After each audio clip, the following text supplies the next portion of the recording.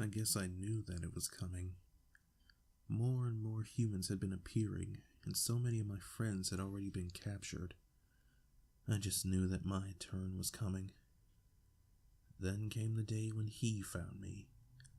I was out playing near a stream when I was suddenly pinned down by a pig knight. It attacked me with flame charge and then struck me again with takedown. I was about to attack back, but a strange red and white ball hit me on the forehead, and suddenly I was engulfed in darkness. I struggled, trying to break free, but the darkness wouldn't leave. I was trapped. I suddenly got the feeling that I was moving. I felt as though I were floating. "All right, I caught my own Scraggy," I heard the boy cheer. Suddenly, a strange sensation came over me, and I was thrown back outside. Traumatized, I began to run in circles, trying frantically to remember where I was. Then the boy leaned down in front of me and fed me an oranberry. "Hey there, girl," he said to me. "I bet you're hungry. You're going to be my Pokemon now, okay? How about I give you a nice name?" He stood back up and started pacing back and forth, mumbling to himself. After a couple of minutes, he suddenly turned and called out, "Opal!" He scared me so badly that I cried out and dashed behind a nearby tree. Hey, sorry girl. I didn't mean to scare you. What do you think of the name Opal? I think it suits a pretty little Pokemon like you," he said gently, rubbing my head. Well, this wasn't very bad at all. He seemed really nice. I really liked him, actually. Maybe being captured by a trainer wasn't as bad as everyone said. I fit in perfectly with the team. We were all treated with equal affection, and we all had some cute and rather silly nicknames. One day, we were out training when the boy held something up to me. It was round and shiny and had a little hole in the middle of it. "You see this, Opal? It's called a TM. This one teaches the move Return. I want you to learn it," he said as he placed a strange object on my head. It started shining really brightly, and I felt a strange tingle throughout my body. Then the thing disappeared, and I could no longer remember how to use Swagger. "Cool!" the boy shouted. "Let's try it out. Opal, use Return on that tree right there," he cried, pointing to a small tree. I charged at the tree without a moment of hesitation. I thrust my arm toward it and heard the bark crack loudly. Then, to my surprise, the tree began swaying and fell to the ground. I had no idea that I had such power. My other moves were never so strong. The boy obviously felt the same utter surprise as me because he screamed with excitement and picked me up in his arms. "Wow, Opal, you're so powerful!" he squealed as he danced in circles, swinging me joyously. I couldn't help but share in his excitement. Despite how dizzy I was, I never felt such joy in my life as I did at that very moment. And it was at that time that I promised myself, I won't let anything tear us apart. I was right, because through every trainer and gym leader we defeated, every hardship we faced, and every new landscape we explored, I was right by his side.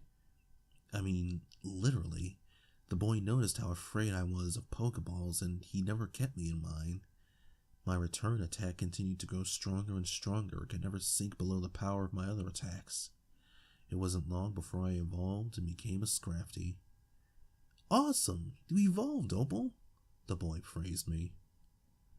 One day we were headed towards Victory Road when the trader spotted us and stopped us to have a battle. I stayed back next to him as he fought the first opponent. He chose to use Spitz, his Crocodile, first. I didn't mind though, because I knew that I would eventually get my turn. Spitz took down the foe's Zebstrika in just 2 turns. The foe then sent out a Lilligant, and Spitz began to struggle. "Spitz, return!" The boy sent Spitz back into his Pokeball. "Okay, Opal, you're up." I dashed forward and smirked at Lilligant, eagerly awaiting my boy's command. "Opal, use Crunch." Crunch, I thought. But I want to use Return. I could never disobey my trainer, though, so I lunged and crashed into Lilligant, sinking my teeth into its arm. Then I jumped off of it and waited. It attacked with Magical Leaf, but the leaves didn't do much damage as they sliced at my arms. "Scary face!" the boy shouted. Once again disappointed, I glared at the Lilligant until it was paralyzed with fear. "All right, now attack with return," he finished his command. "Yes," I said to myself with pleasure. I charged and thrust my arms at Lilligant, using all of my strength. I punched and shoved and completely thrashed Lilligant. However, for some strange reason, I couldn't stop. I must win. I must show my boy that I love him. My thoughts screamed at me. Then, something happened that had never happened before. Lilligant drew blood. As I clawed and punched, blood began to soak my hands. Both my boy and Lilligant's owner began screaming in horror. "Stop! Opal, stop!" he screamed. At his command, I forced my muscles to stop, staring in horror at what I had caused. Lilligant was panting on the ground, covered in bruises and gashes that oozed with blood. Lilligant's owner screamed and scrambled to his dying Pokemon. What have you done?" The trainer gave me a look so full of hatred that I ran and clung to my boy's leg. The boy started trembling. I'm so sorry. Nothing like that has ever happened. I don't know what got into her. He mumbled, staggering toward the other trainer. "Here." He shakily handed the trainer a handful of money. "Use this to heal it. I'm really sorry." The trainer snatched the money and scooped up the bleeding Pokemon. Then he threw me one last disgusting glare at me before running away. My boy turned to me. "Opal, what did you do?" He looked sick and pale, and he fell to his knees and sobbed in front of me. I wished I could tell him how sorry I was. I wished I could take back what had happened. I still was unaware of my own strength. I had no idea what had happened. I just couldn't help myself. But I knew that I had no words for him that he would be able to understand. The feelings coming from him were a mix of fear and anger.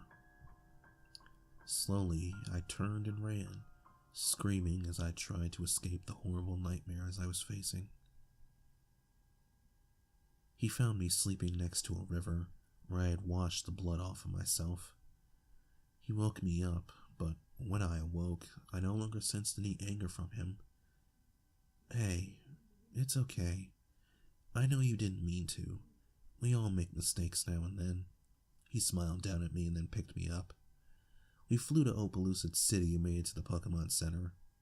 After we spent the night there, we went back out for some more training. "I want to make sure that we can defeat the Elite Four, okay?"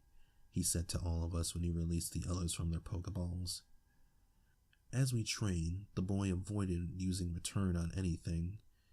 It made me kind of angry because I wanted to show him that I wouldn't mess up again. We would be stronger if I used Return. I wished I could tell him, but once again I couldn't.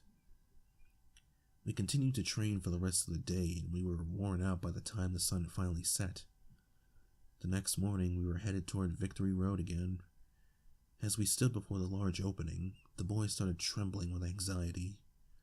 I could feel nervousness tug at the pit of my stomach as well, so I grabbed his hand to let him know we were in this together.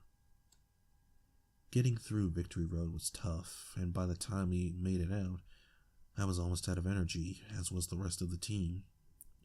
The boy had collapsed in exhaustion as we entered the league building. I fell beside him, feeling my energy leave me completely. I could scarcely feel my body being taken away to be healed. It seemed like forever, but we were finally recovered and ready to take on the Elite Four. The boy set up a bed on the couch in the building, sent all of the team out of their Pokeballs and gave all of us a hug.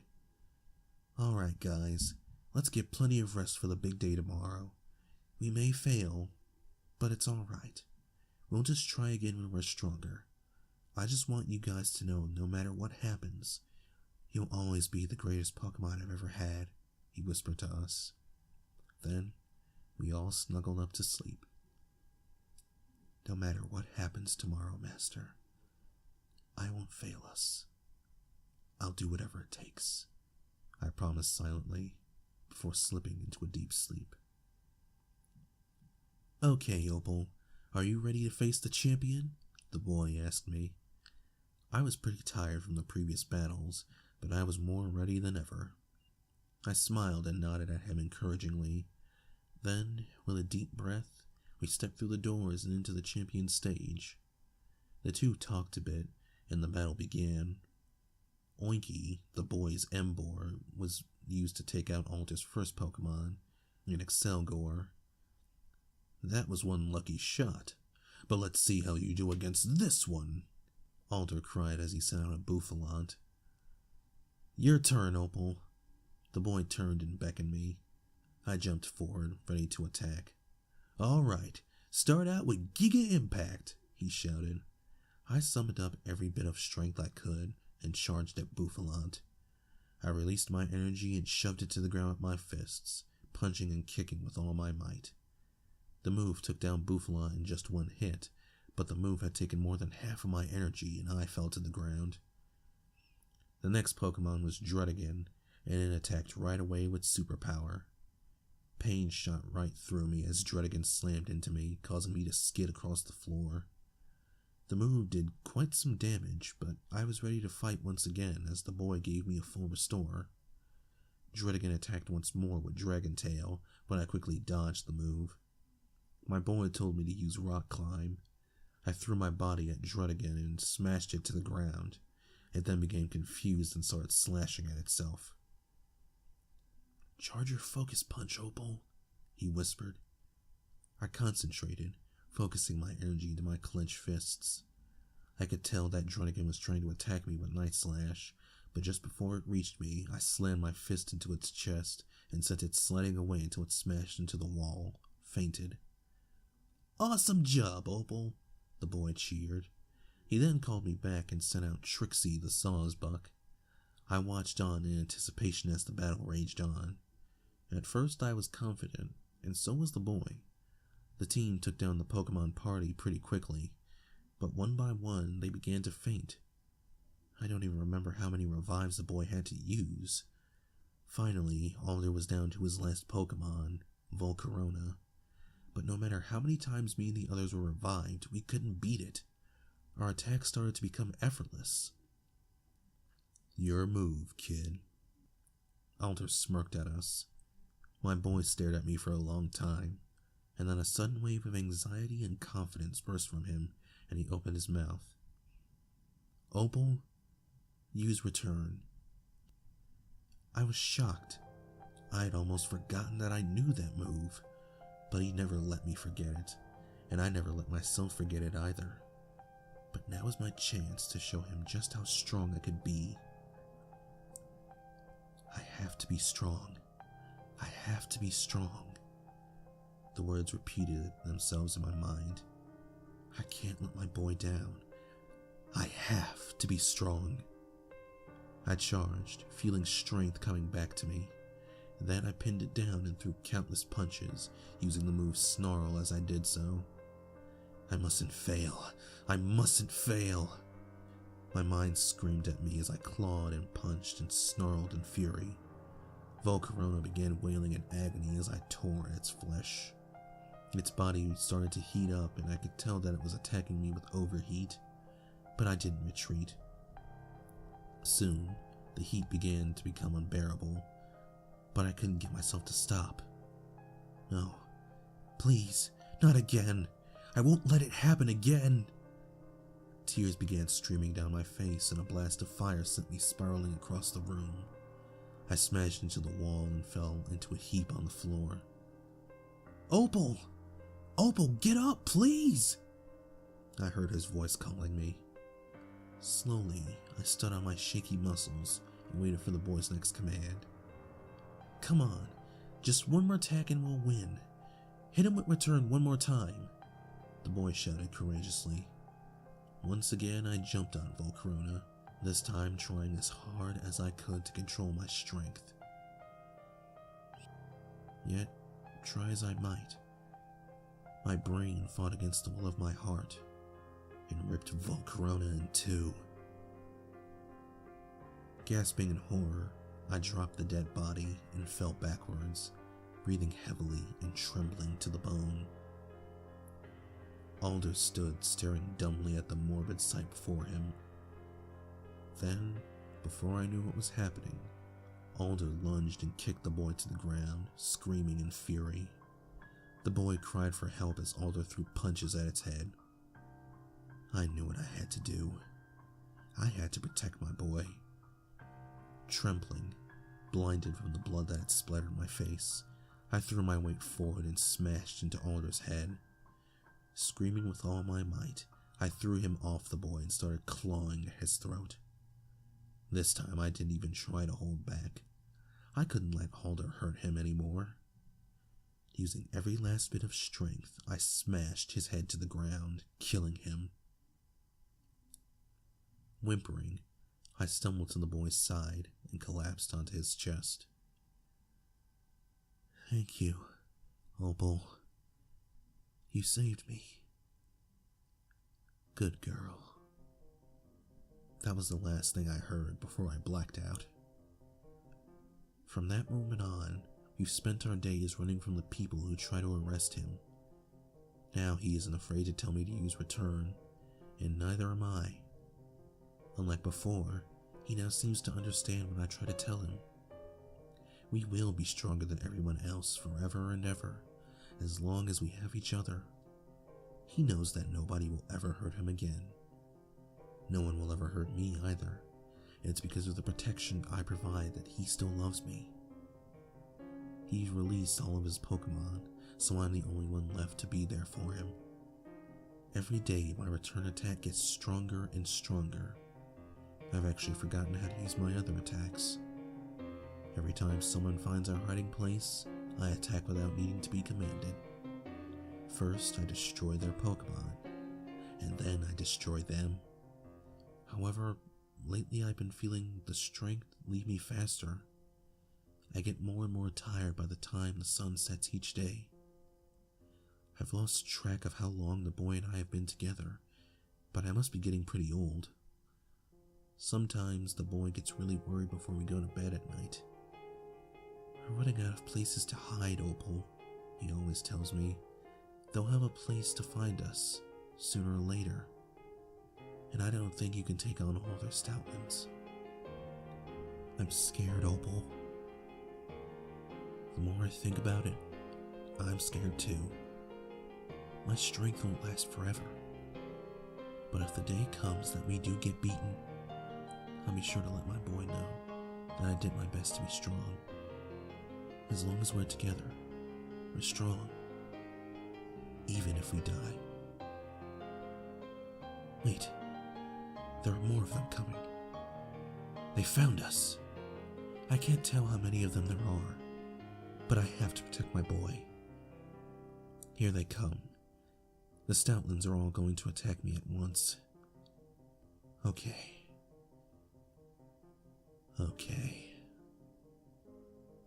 They're leaping at me. Their teeth must be sharper than any I've ever seen. But no matter what happens, I will be strong. I have to be strong.